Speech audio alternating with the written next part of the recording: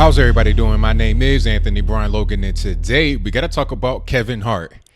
Now, if you don't know who Kevin Hart is, I'll tell you briefly before we get into why we're talking about him today.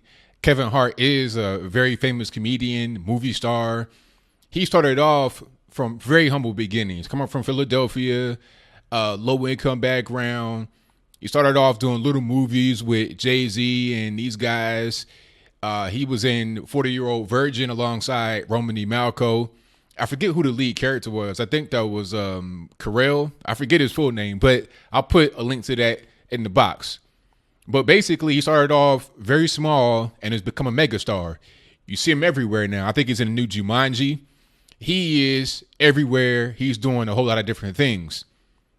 I like Kevin Hart, or at least I liked him more than I do right now, because throughout all this whole thing with the politics, the Trump bashing from Hollywood, the picking sides, he was a guy that just said, you know what? I'm going to stay out of it. I'm not really going to get involved. You guys can do your Trump hate fest and all this and that.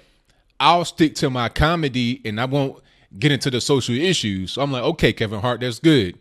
Don't get into it. Don't let Hollywood bully you. Don't let anybody from your hood in Philadelphia bully you because you're a black man and you got to stand up and do all this and that. Stick to your craft. Take care of your kids. Take care of your wife and have that be that. Right? So even when you had little controversies come up, cheating and all that kind of stuff, I'm like, okay, whatever. Nobody's perfect. It is what it is. I like how he at least carries himself in public. He's not somebody that draws controversy to himself that is not necessary. You know, you have personal issues to get out to the public that may cause a little bit of a stir, I understand. But you're not going to go out there and disrespect the president. But I turn on my computer today, I'm looking at the news, and then I see Kevin Hart on stage dissing Trump and talking about the NFL anthem kneeling and stuff like that. It's like, okay, now he's another line of these individuals that has gone down that road. Now, before I continue to give you any more of my thoughts, let's go ahead and see a clip from this incident that happened at the VMA stage. After we come back, I'll continue to give you my thoughts. So without further ado, let's go ahead and roll it. I'm looking at this like it's game day, people. But do not worry, because at this game, you guys are allowed to kneel.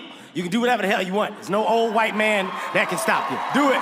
You never know what's going to happen at the VMAs. I mean, beefs pop off, bad language, people run to the bathroom and send out crazy tweets. It's basically like your typical day at the White House. In your face, Trump, suck it. Okay, so you heard that. You see what's going on. You know what's happening. Now, this was really a surprise to me. I was shocked. I understand that there's a lot of pressure on you as a black celebrity, as a person in Hollywood, regardless of your color. You know, you could be black, white, Puerto Rican, candy stripe. It doesn't really matter. If you're in Hollywood, Los Angeles, the left coast, it's a lot of pressure on you to toe the liberal line, to say anything negative against the president, to say anything negative against conservatives, to say everything positive against even the most detrimental things like the anthem kneeling, the, you know, lack of patriotism, making being unpatriotic cool is now celebrated. Things like that are what Hollywood is into. But I did not think Kevin Hart would go down that road, because he's been successful so far without doing it. You know, because a lot of the reasoning for people doing this is, well, I have a career. I can't just not say anything that's that and the third. But with Kevin Hart, there was no such excuse because he was successful without doing that. But alas, I've been let down, and it's really unfortunate. But you know what? I think this has happened for a few reasons. First of all, you're probably getting pressure from your wife. All right. Like I said earlier, there was a cheating scandal that happened. I think his wife now was pregnant at the time. So that was a pretty big blow to him in his personal life. She probably does not like Trump at all. So I would assume that she's in his ear telling him certain things. And maybe that was a big pressure. Friends and family from back home, fellow entertainers, the producers, directors, co-stars of the movie industry. All these people are pressuring you to come against Trump. And then once you get to the VMAs, then there's probably this big sketch laid out to be anti-Trump. And all these factors come into it. You're like, okay, you know what? I'm going to end my policy of being neutral. I'm going to end my policy of not really getting involved. And what I'm going to do now is just launch straight into Trump. But see, I was watching some videos earlier, and the point that was made is that these things that you say stay forever. This is the internet age. You can't say anything, especially on the big platform like the VMAs, that's a Video Music Awards and MTV. You can't say a thing like that on the big platform and not have it be all over the place and talked about for an extended period of time.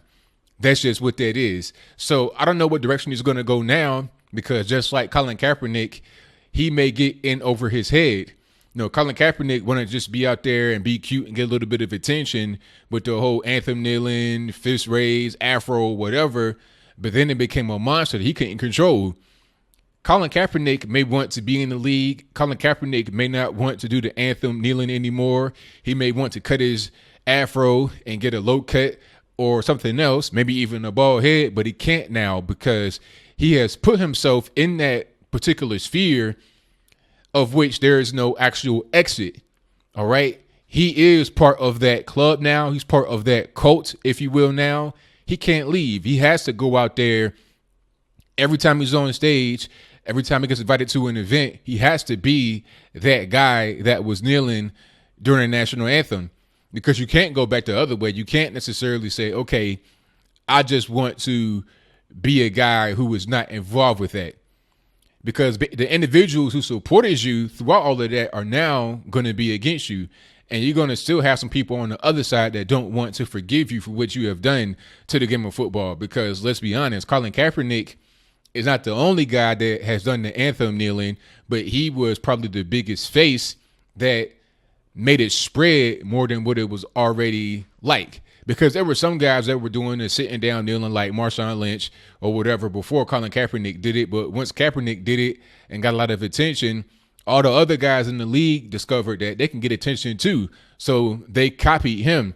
He created a monster, and that monster has lost the NFL a lot of revenue. Now, I don't know if Kevin Hart will lose any kind of revenue from this. He probably will actually gain, but it's fool's gold, because now you're going to be put into that box. Whereas you were successful in being able to have crossover appeal by not aligning yourself with one side or the other. I'm conservative. I want everybody to be conservative. That'd be a fantastic world. But I understand that's just not the reality of the world in which we live. However, I still respected Kevin Hart for not picking a side. You don't have to be on my side as long as you're just not some kind of crazy nut who wants to attack my side. But now he's in that category of crazy nuts that attack. See, a guy like myself, I don't attack the left. I just speak about particular facts that the left likes to ignore or the lies like to spread, you know. And then there's sometimes I agree with the left. They are few and far in between. But if I agree with the left, if I agree with the popular figure on the left, I'm not going to just ignore that just because I want to be a tribalistic to the right. That's not how it is. So for celebrities, I would appreciate it if they did what Kevin Hart initially did throughout the majority of his career up until recently at the VMAs, maybe even before that I didn't see. Stay neutral. Don't really put yourself in one box or the other, and just respect everybody and have a nice, kind spirit. That was Kevin Hart. But now you're coming out with vulgar language and stuff like that. And I feel like this little spiel he went on was written for him. Maybe he owed a favor. Maybe he just decided he wanted to go a different direction. I don't know. But whatever the case may be, I don't like it. To be perfectly honest with you, I've not seen a lot of Kevin Hart's most recent stuff because it's gotten a little bit too commercialized. You know, I watched him earlier in stuff like Paper Soldiers. I think he was in that, if I'm not mistaken. And then obviously 40-Year-Old Virgin back when he was still young and hungry. But now it's kind of commercialized. He's still very successful. And I say, you know, hats off to him for being able to attain such success. That's the American dream. However, his new direction, trying to be political, I don't really like. But what do you think? Do you like Kevin Hart's new political direction? Do you think it's long overdue that he come out and say something one way or the other? Are you the kind of person that does not want your celebrities to be neutral? I mean, like I said before, that's what I want. I don't want you to really say anything. Just practice your craft and have that be that. Don't let myself or anyone else bully you into aligning yourself with one particular ideology or another. Conservative, liberal, libertarian, whatever you want to call yourself, pink unicorn with rainbows. I don't care. Just be funny, produce good movies, produce good stand-up, and we're good. Same thing with a guy like Dave Chappelle, Chris Rock, anybody, Joe Rogan, whoever it is. Just focus on what you do best and don't get too much into the divisive politics, because that can take over your life in many ways, and it can detract away from what you are known best for, which is your talent and your particular craft. But whatever your comments are, please let me know in the comments below. And that's all I got to say for this video. If you like what you heard, please comment, rate, share, and subscribe. Peace.